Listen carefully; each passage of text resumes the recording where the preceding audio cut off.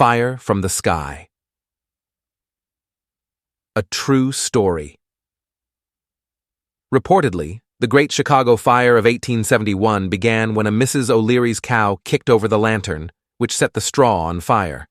Then the fire devoured the barn and went from building to building until practically the entire city was in flames. By the time the fire was out, more than 17,000 houses had been destroyed, 100,000 people were left homeless, and at least 250 had found death.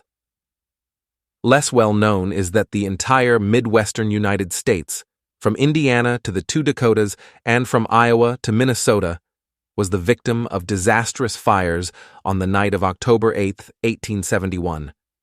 They collectively represented the most mysterious and deadly conflagration ever recorded in the nation's annals. Eclipsed in history by the Chicago Fire, Little Peshtigo, a town of 2,000 souls near Green Bay, Wisconsin, suffered a fate whose human cost was greater. Half the inhabitants, that is, 1,000 people, perished that terrible night, smothered by smoke or burned by flames whose origin remained unknown. Not a single structure remained standing.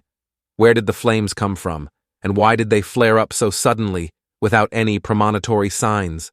In one terrifying moment, an immense blaze exploded in the sky to the west, wrote one Peshtigo survivor. Countless tongues of fire spread through the village, piercing everything like thunderbolts. A deafening roar, mixed with the explosions of the high-voltage lines, filled the air and paralyzed every inhabitant. The fire's work of destruction seemed to have no starting point. The whirlwind of fire raged through the entire inhabited area in an instant. Other survivors spoke of the phenomenon as a tornado of fire, and reported burning buildings that blew up whole before exploding into burning ashes. What eyewitnesses described was more like a holocaust unleashed from the sky than an accidental fire started by a nervous cow. And indeed, according to a theory advanced by Minnesota Congressman Ignatius Donnelly, the devastating fires of 1871 really fell from the sky, being the tail of a comet with erratic behavior. During its 1846 passage, the Biela comet had inexplicably split in two.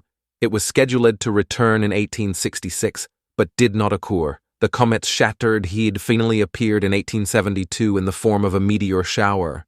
Donnelly suggested that the separate tail had appeared the year before, in 1871, and was the main cause of the extensive firestorm that raged through the Midwest, devastating or destroying a total of 24 cities and leaving a trail of at least 2,000 victims. The drought that fall undoubtedly contributed to the extent of the disaster.